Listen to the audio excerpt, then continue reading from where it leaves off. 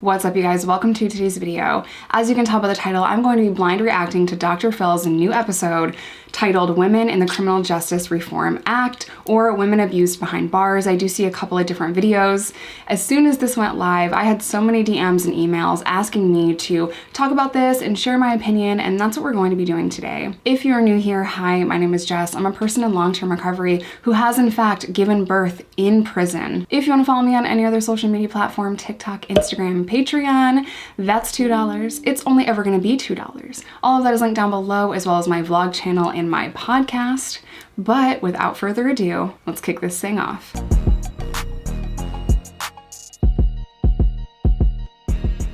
So I see a 14-minute segment titled Women Abused Behind Bars, and then I see like a 4-minute clip. So let's just kind of get a feel for the first one, and then we'll go to the other one. I knew I was loved. I was a very good student. The only struggle I've ever had really in my life is I'm an asthmatic. I started having children at the age of 22, and I now have 2 children.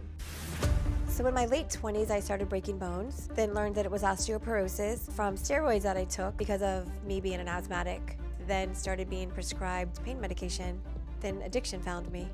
And as the addiction began to grow, I would need to take more pills. When I was at my worst, I was taking 60 pills a day. Doesn't mean you don't love your kids. I just became addicted to it. The reason I got arrested was because my doctor was no longer going to give me prescriptions, so I'm calling them in at pharmacies all over the place. So it was attempt to obtain controlled substance by fraud and also trafficking charges. When I got arrested, I had both of my children in my car and lots of empty pill bottles. As traumatic as it was for me, it had to have been tenfold for my children. I was sentenced to prison in multiple counties, and in the end, I would be going to prison for 20 years. Prison was a place that I wouldn't put my worst enemy. You're treated like you have no human value at all. We are referred to as inmates, never our name, because that's how they're trained. Any form of abuse that you've ever heard of, mental, sexual, physical, it's every single day. I watched countless women go in the officer station where there's no camera or in a back room, and we know they were having sex. I think staff needs to be held accountable for any abuse. Nowhere in my sentencing papers did it say that I could then now be abused physically or mentally or sexually. Being a prison correctional officer is the only job in the world where you can go to work and do whatever you want to do. You can rape somebody in the corner, didn't happen. You can beat somebody's ass, paralyze them, didn't happen. When I got out from prison, I was a stranger to my children and to my family. They're used to us being gone, so they don't ask us questions. It's just a reminder of everything that was lost in all those years. Like, I can't get that back. Well, Deborah, welcome. Thank you so much. Your rights as a human being, in your opinion, were violated, and that went beyond accountability, in your opinion. Correct. What was the most egregious crossing of the line you think took place? I wasn't a human being anymore. And there was a barter system that went on. You would see these officers go into the non-camera areas, and everybody knew they were going in there with a woman to have sex. So I do this every single day, right? Every day I'm on social media talking about the abuse and mistreatment of inmates. And while it is extremely toxic on Instagram and TikTok because I can't filter the comments like I can on YouTube, I see it, I don't know, 40 times a day. Shouldn't have broken the law. Should have thought about that before you broke the law. Just don't go to prison. It's your own fault. I have no sympathy for you. Over and over and over and over again. When I am literally talking about corrections officers breaking the law, and then the comments on social media are regurgitated back to me, just don't break the law. You should have thought about that before you broke the law. And I think that just comes from a place of people are unable to actually see the abuse because it's so rough. right? So it's easy to say, oh, you should have thought about that before you broke the law, and it's easy to brush it off. It is very difficult to freaking look at the system, and it's very hard to say, you know what, we are hurting people, we're abusing people, this is evil, this system is disgusting. It's hard to take a look at it because we're not talking about, oh, the mattress is uncomfortable and, you know, it's not a very good place to be or whatever. No, we are talking about sexual assault. We're talking about rape. We're talking about violence from staff members. We're talking about human beings being treated less than. We're talking about all kinds of things. Corrections officers get away with murder, literally. She is 1,000% right, where this is the only job where you can go into work every day and do whatever you want. Abuse them, rape them, kill them, beat them. You can do whatever you want. Talk to them however you want. You can do whatever you want. She did time at Lowell Correctional. Oh my God, that place needs to be shut down. I can't even tell you the horror stories that I've heard come out of that facility. I have also shared on this channel how often inmates sleep with guards, and my comment section on that video is also filled with, it's not rape because they wanted it too. Like, an inmate cannot consent to having a sexual relationship with officers. She cannot consent. He cannot consent as an inmate. You can't. The person in control, the corrections officer, has to give you direct orders on a day-to-day basis. If you deny a direct order, whether that is lockdown or you're having sex with me, if you deny or refuse a direct order, you're going to solitary confinement.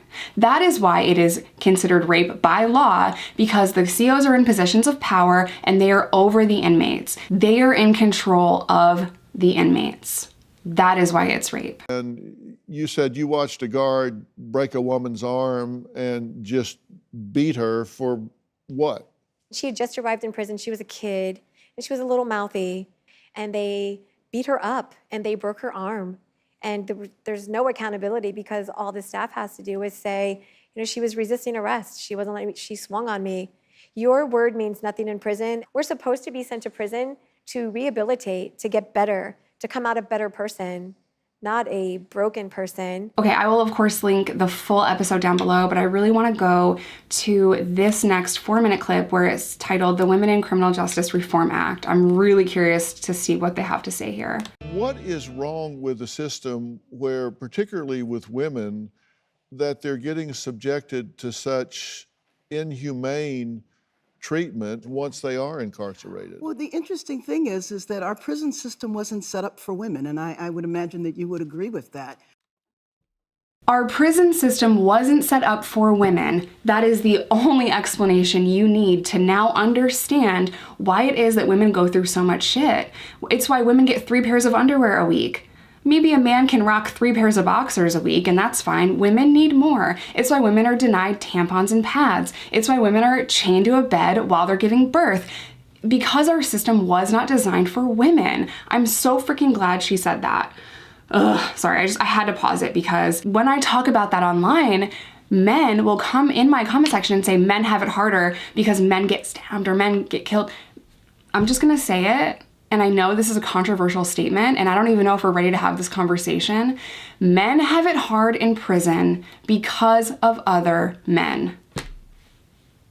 Women have it hard in prison because the system was not designed for them, because the system was not built for them. The system doesn't understand how to take care of women. They're two very different, very horrifying realities. But at the end of the day, everyone struggles in prison, right? So men have it hard in prison for very different reasons than women have it hard. I'm not trying to invalidate the struggles that men go through in prison because it's traumatic and it's violent and it's awful for men too. The prison system in our country is absolutely disgusting for everyone. We just struggle differently, and that is the point that I would like to make. And so if you use a male model, then you think that men always need to be restrained.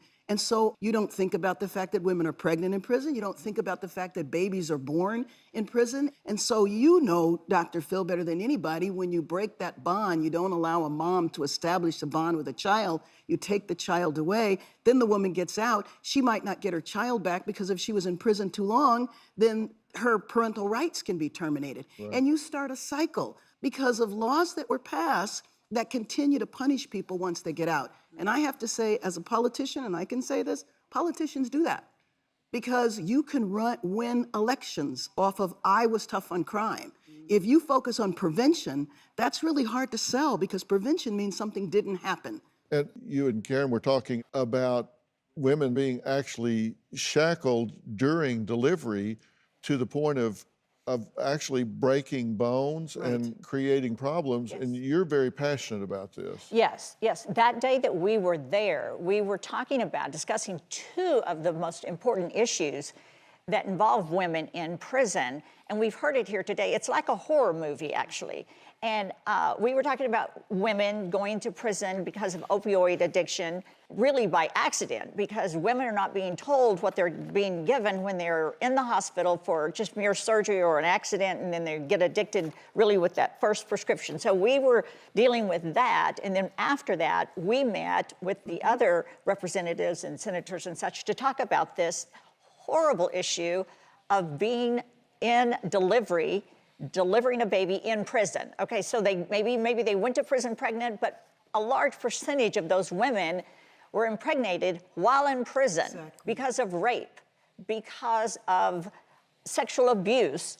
Now they're taken to this delivery room. Well, it's not a nice suite like at Cedars. It is a horrible room, a hard steel table. Imagine this, they shackle their legs, their feet, their arms, and expect them to give birth to a baby with no compassion. They can't move. And we're talking about not just the woman, but we're talking about a baby who didn't ask for this. And you just have to just hope and pray the baby is delivered healthy. And let's just hope the mother makes it through that childbirth without some kind of broken back, with just, and I have to say this, if they need at the last minute a cesarean, you have less than 5 minutes to get that woman prepped for cesarean, and hopefully the baby then is not born with a birth defect. So there are so many issues that are involved, and they don't really care because the woman is in prison. And that's why yes. this Protecting the Health and Wellness of Babies and Pregnant Women Custody Act is... Yes, that's legislation that we're doing to really look at the well-being of the mother and the baby during pregnancy. The bill would do a lot of things. It would adopt federal policies to prohibit use of restrictive housing and restraints on pregnant prisoners. It would provide national standards of care to address pregnancy-related needs of incarcerated women, provide access to prenatal and post-delivery care. All of these things are so important. So this bill looks good, right? The only thing that concerns me is it says twice, adopt federal policies to prohibit restraints, which I believe we did that already. Ensure the Federal Bureau of Prisons gather accurate data on the health and mental health care of pregnant inmates.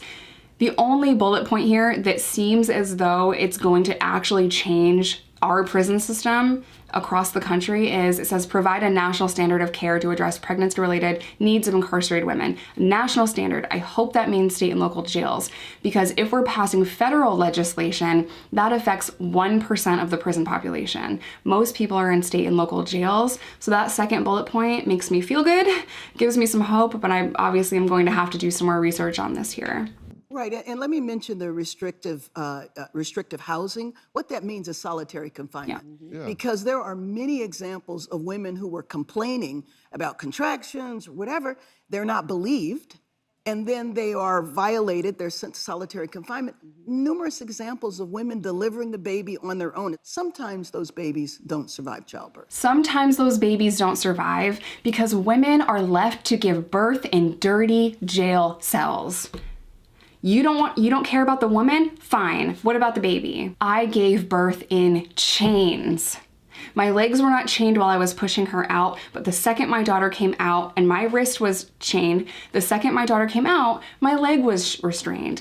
I was left in chains for 2 fucking days in that hospital bed. 2 days. And the officers did not want to get me out of chains to let me go to the bathroom. They didn't want to get me out of chains to let me walk around the room so that my body could properly heal. No nurse asked me if I'm okay, which is policy per the hospital. When you give birth, the nurse goes in the room or the bathroom with you and they say, are you okay? Or, how's it going? Are you in an abusive relationship? You know why they didn't do that? Because I am an inmate. So obviously I'm in an abusive situation situation. Like, this is really rough.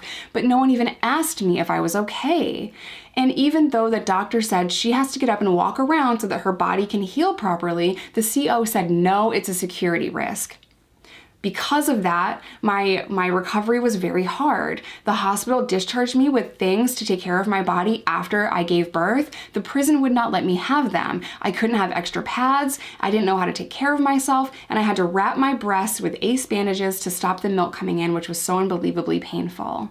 If a prison is going to house a pregnant woman, then they need to have a nursery program. It is unbelievably traumatic for mother and baby to be separated at birth. I have PTSD because of that. I can't even tell you what the officer said to me when I got back to the prison because it was so traumatic I couldn't speak. I am so lucky that the judge in my case, despite me being in prison for a year after my daughter was born, she said, you're not out of prison yet, you get out in X amount of months, we're going to postpone this. They didn't terminate my rights even though they were in full legal power to do so.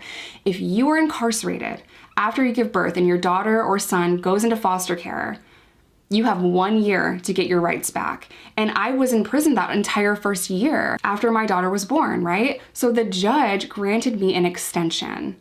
And then when I got out, she granted me another extension. Prison is no place for pregnant women. And over and over and over again on social media, I say, well, you shouldn't have broke the law pregnant. That's not the fucking point. It's not the point that I didn't know I was pregnant until I went to jail. That doesn't matter because even if I did, I didn't deserve the abuse and mistreatment that I endured. Women do not deserve to go through this. I wasn't even given prenatal vitamins. That is not for me. That is for my baby. I didn't have access to clean drinking water. At the end of the day, you need to stop victim blaming inmates because that's what you're doing, and you need to take a really good hard look at what we are doing in this country. People love to complain about their tax dollars going to inmates, but if you actually were paying attention, you would realize that your tax dollars are going to correctional facilities that are abusing men and women. Beating them, killing them, raping them, traumatizing them, and then pushing them out into society. Our laws say, oh, you're a felon, I'm not gonna rent to you, hire you, or give you a second chance at all. Should have thought about that before you broke the law. We're gonna give you absolutely no help, no mental health treatment, nothing. Because I made a mistake surrounded by guards that were breaking the law on a daily basis. The hypocrisy is disgusting. This abuse runs deep. Every single state in this country has a prison facility that is abusing inmates. Every single one of them. I really appreciated this episode, and I'm so glad that they said that prison's not designed for women. At the end of the day, most women are non-violent. So if you arrest a pregnant woman, there's absolutely no reason why you can't give her house arrest until she has her baby if you have a facility that does not have a nursery program. I am disgusted and embarrassed at our prison system in America. We are so far behind the times with addiction, with prison, with healthcare. We're so far behind the times, it's embarrassing and it's horrifying to really take a good look at what they're doing to inmates. Like, I don't know how many different times I can say that. I'm just so passionate. I think this was a great episode. I haven't always been a fan of everything that Dr. Phill has said. I haven't always been a fan of how the show runs, but I will say that this is a really good episode and I'm glad that they shed light on this. People need to care. And if you only care because of your tax dollars are being wasted. This country wastes tax dollars at exponential rates. So don't complain about tax dollars. You don't really even know where it's going probably. But I'll tell you right now, your tax dollars that do go to prisons, they're going to the abuse and mistreatment of inmates. And we need to come together, vote for politicians that run on platforms for change, not low on crime, prison reform. Those are two different things. There's no reason that the land of the free should incarcerate more citizens per capita than any other nation in the world. And when you make everything illegal, when you make taking substances illegal, and you prop up the war on drugs, that only leads to mass incarceration, pain, and suffering. If you want to see more videos about my birth story and everything that I went through giving birth to my daughter in prison, I will leave a playlist on the card up here. If you are struggling with addiction, I am a partner with Groups Recover Together. They are both online and in-person treatment program. They strongly lean on harm reduction. They're as passionate as I am when it comes to prison reform and getting people the help that they need. I always leave my landing page with them in the description box of every single video. I'm gonna end today's video here. As always, I love you guys. Stay safe, stay in recovery, whatever that looks like to you, because there is no wrong way to get better. And I will see you in my next one.